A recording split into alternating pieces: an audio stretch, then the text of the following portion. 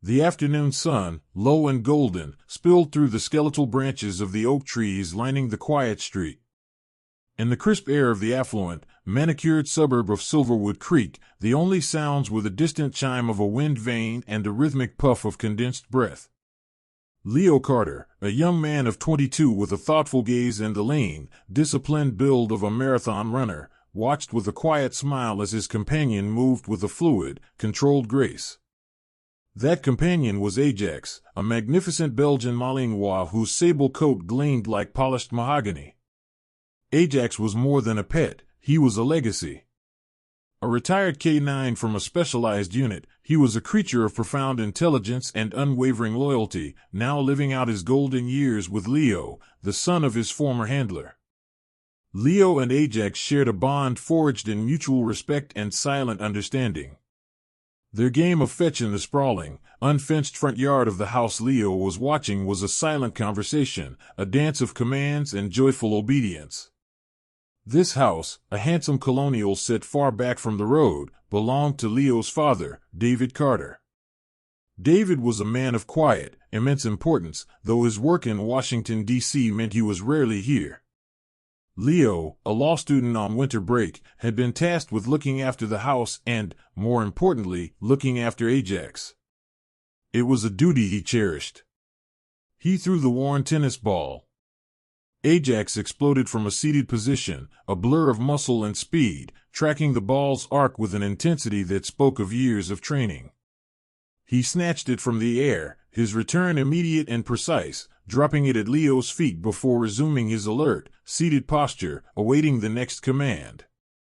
"Good boy, Ajax," Leo murmured, scratching the dog behind the ears.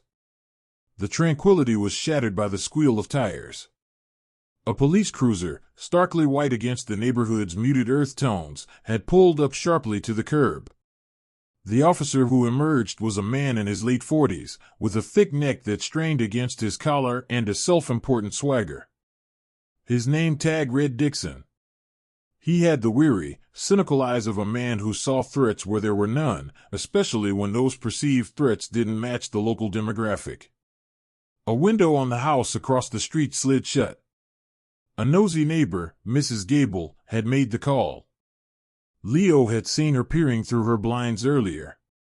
A young black man she didn't recognize, playing with a large, aggressive-looking dog in the Carter's yard.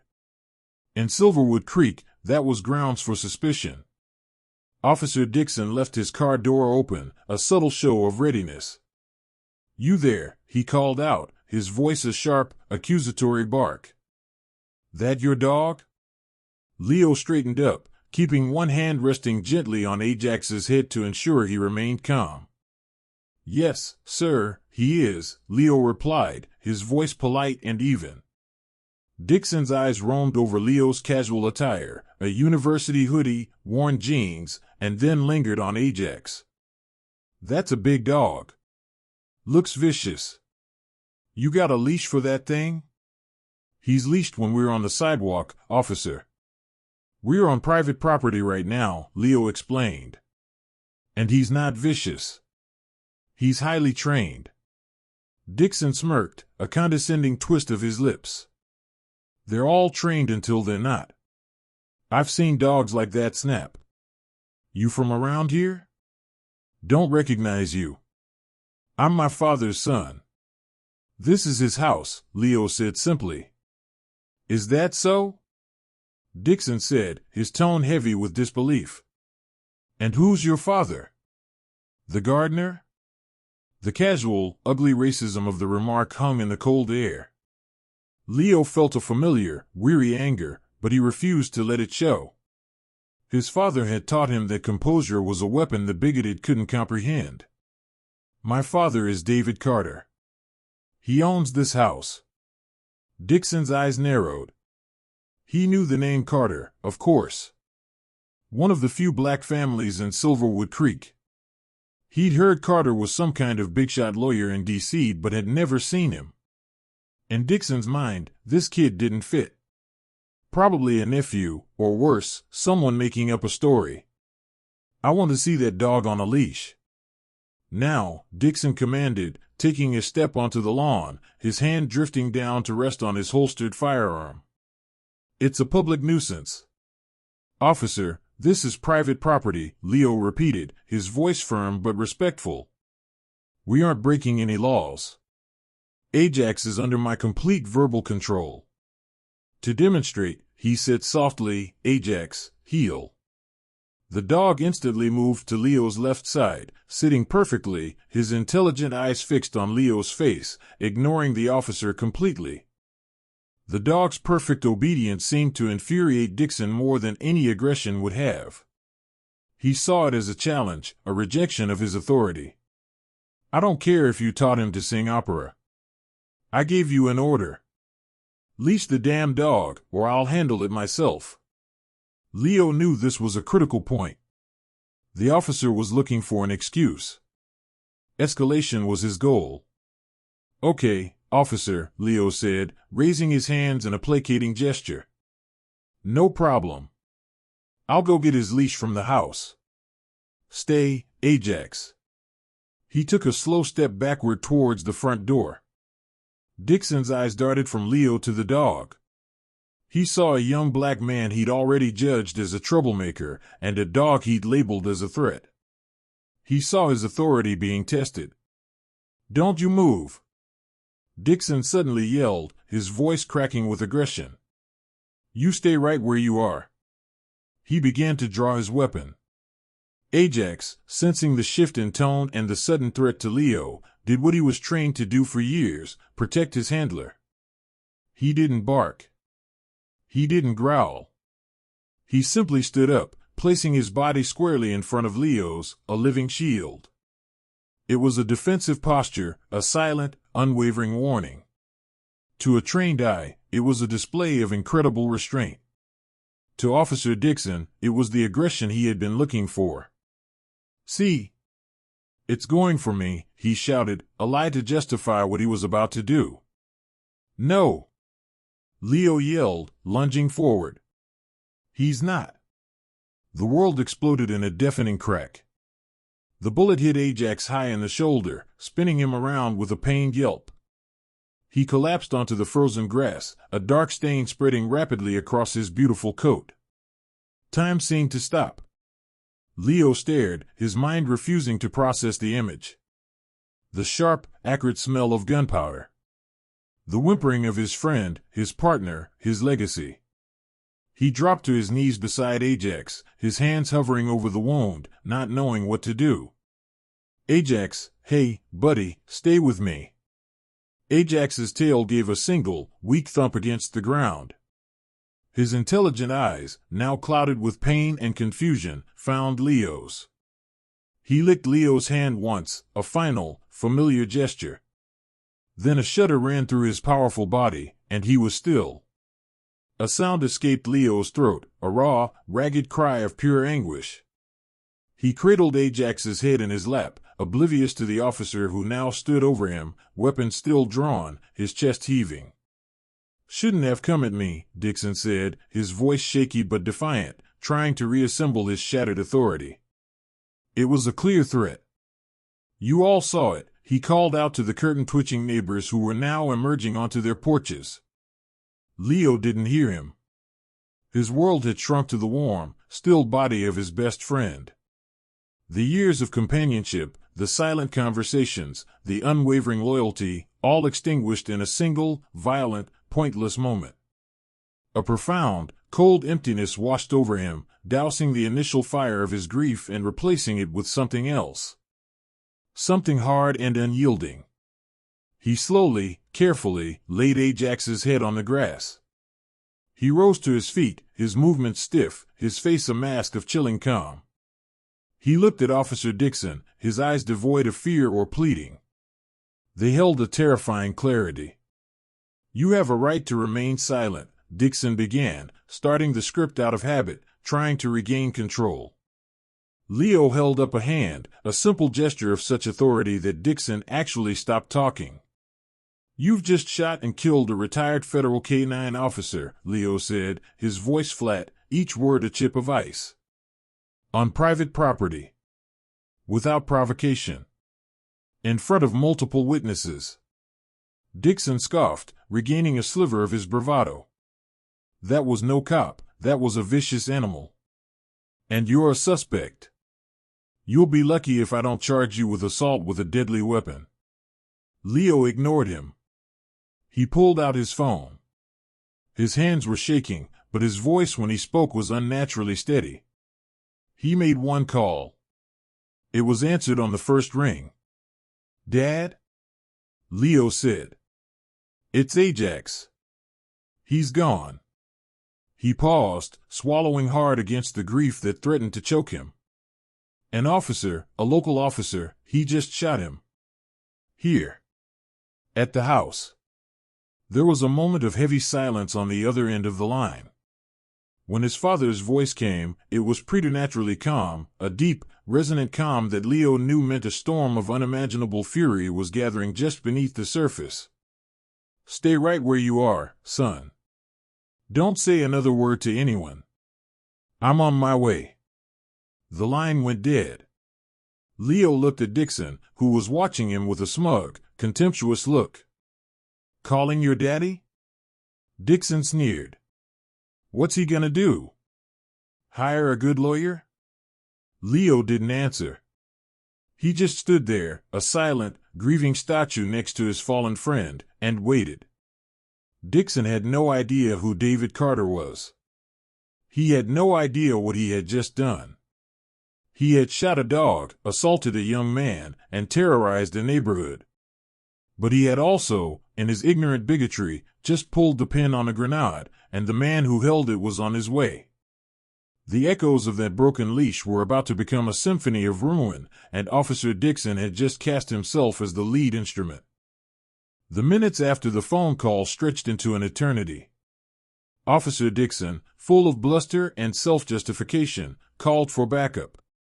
Soon, 2 more squad cars arrived, and the quiet suburban street was awash in the cold, clinical glow of flashing blue and red lights. Dixon recounted his version of events to the responding officers and his sergeant, a story filled with phrases like aggressive posture, lunged at me, and feared for my life. He painted Leo as an uncooperative suspect and Ajax as a vicious beast. Leo remained silent, his gaze fixed on the body of his fallen friend, a silent, powerful indictment of Dixon's lies. The other officers were uneasy. They saw a dead dog, an unarmed, grieving young man, and a fellow officer whose story seemed a little too polished, a little too defensive. But Dixon was a senior officer, and the blue wall was thick in Silverwood Creek. They began the process, roping off the yard with police tape, treating the place where Ajax had played just moments before as a crime scene. Less than an hour later, the dynamic of the entire scene shifted so abruptly it was like a change in atmospheric pressure. It started with the arrival of 2 unmarked black sedans that glided to a silent stop, their presence an immediate and stark contrast to the local police cruisers. From the lead car emerged David Carter.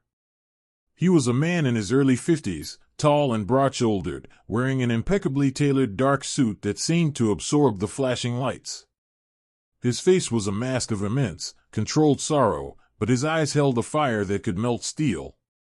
He was flanked by 2 individuals, a man and a woman in plain clothes who moved with the quiet, hyper-aware efficiency of federal agents. They were.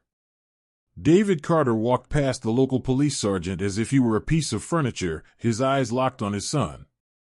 He strode under the police tape, a clear breach of protocol that no one dared to challenge, and went directly to Leo. He enveloped his son in a powerful hug, a silent transfer of grief and strength. For a moment, they were just a father and son, mourning a beloved member of their family. David then knelt, his hand gently stroking Ajax's still form, his face a landscape of profound pain. After a moment, he stood, and the father was gone. In his place stood the professional. He turned, his gaze sweeping over the assembled local officers until it landed on Dixon, who was watching with a mixture of confusion and annoyance at this intrusion. "Who are you?" Dixon demanded, stepping forward. "This is a police investigation. You can't be here." David Carter looked at Dixon, his eyes boring into the officer. He didn't raise his voice. He didn't have to. "I am David Carter," he said, his voice a low, resonant baritone that commanded absolute attention. "And this is my house, my son, and my dog." He reached into his suit jacket and produced a leather credential case, flipping it open. "And as the Deputy Director of the Civil Rights Division of the United States Department of Justice, I can assure you, Officer Dixon, this is now very much my investigation." The words hit the small crowd of officers like a physical shockwave. Deputy Director. Department of Justice. Civil Rights. The implications were immediate and catastrophic. The local sergeant's face went white. Dixon stared, his jaw slack, the color draining from his face. The swagger, the arrogance, the self-righteous justification, it all evaporated, leaving behind a pathetic, terrified man. "The first thing that's going to happen," David Carter continued, his voice lethally calm, "is that my team will take custody of K-9 Officer Ajax's remains for a full, independent necropsy by a federal veterinary pathologist. The second is that my son will provide his statement, but not to you. To us. The third is that every piece of evidence, your weapon, your body camera footage, your vehicle's dashcam, the shell casing, will be surrendered to federal custody. Immediately." The agents with David moved with practiced efficiency. One began making calls on a secure line, her voice low and authoritative. The other approached the local sergeant. "We will need to secure all of Officer Dixon's service records, commendations, and any and all civilian complaints filed against him for the last 10 years, the agent stated calmly. "A federal subpoena is on its way, but I trust you'll want to cooperate proactively." Dixon, finally finding his voice, began to stammer. "Sir. Mr. Director, it was a threat. The dog, it was vicious, it came right at me. I had no choice." David Carter took a slow step towards Dixon, stopping just inches from him. He was taller, broader, and radiated an aura of power so immense that Dixon physically shrank back. "Officer Dixon," David said, his voice a near whisper, but more menacing than any shout. "The dog you just executed was K-9 Officer Ajax, badge number 734. He served with distinction for 8 years in a federal narcotics unit. He has more commendations for bravery than you have years on the force. He was responsible for taking over 2 tons of illegal narcotics off the street. He was trained to an operational level you cannot possibly comprehend, including specific de-escalation protocols. His aggressive posture was to place his body between a perceived threat and his handler, me, and then my son. He was shielding my son from you." He paused, letting the weight of his words settle. "You didn't see a threat. You saw a black man in a neighborhood where you didn't think he belonged, and you saw a powerful dog you couldn't intimidate. Your prejudice and your ego couldn't handle that, so you chose violence. You chose to shoot. You didn't just kill a family pet, officer. You executed a decorated veteran and you terrorized my son. And you did it because he is black." The federal investigation was not just an investigation, it was a dissection. David Carter and his team were methodical, relentless, and unforgiving. The body camera footage, which Dixon had conveniently claimed malfunctioned just before the incident, was recovered from the device's internal solid-state memory by FBI technicians. It showed the entire encounter exactly as Leo had experienced it: Dixon's goading, his lies about Ajax's aggression, his unprovoked escalation, and the clear, defensive posture of the dog before the shot was fired. The necropsy report was even more damning. The bullet trajectory proved Ajax was not facing Dixon head-on in a lunge, but was angled, consistent with a protective, shielding stance. But the investigation didn't stop with the incident. As David had promised, they dug into Dixon's past. They unearthed a pattern of behavior that was horrifying. More than a dozen complaints of racial profiling and excessive force, almost all against minorities, had been filed against Dixon over the years. Every single one had been dismissed by the department's internal affairs with a cursory review. Witnesses were re-interviewed by federal agents and told stories of intimidation, harassment, and a cop who ruled his beat like a petty tyrant. Mrs. Gable, the neighbor who made the initial call, admitted under questioning that she hadn't seen any actual aggression, but was just unsettled by Leo's presence. Officer Dixon was suspended, then fired. But it didn't end there. He was arrested by the FBI and faced a battery of federal charges, including deprivation of rights under color of law, and a state charge for animal cruelty. The Silverwood Creek Police Department was placed under a federal consent decree, a humiliating oversight by the Department of Justice to force systemic reform. The police chief was forced to resign. The blue wall had crumbled. Leo Carter, throughout it all, showed a quiet strength that made his father immensely proud. He gave his testimony with clarity and precision, his grief for Ajax fueling his resolve. When the trial concluded and Dixon was convicted, sentenced to a lengthy prison term, there was no celebration. There was only a quiet sense of justice, a heavy but necessary closing of a chapter. Months later, David and Leo stood in the yard where Ajax had fallen. A small, simple memorial stone was now nestled at the base of the largest oak tree. It read, Ajax. K-9 Officer 734. A loyal friend and fearless guardian. Gone, but never forgotten. What you did, facing him down, staying calm, that was a different kind of bravery, son, David said, placing a hand on Leo's shoulder. He was my friend, Dad, Leo said, his voice thick with emotion. I just wish he was here. I know, David said softly. I know. But his legacy, what happened because of him, it will make things better. It will force change. His last act was one of protection, not just for you, but for everyone else who might have crossed that officer's path. His echo will help keep others safe. Leo looked at the stone, then at the quiet, peaceful street. It was a peace that had been paid for at a terrible price. The pain of losing Ajax would never fully disappear, but mingled with it now was the profound knowledge that his friend's life, and his tragic death, had become a catalyst for a justice that echoed far beyond the manicured lawns of Silverwood Creek.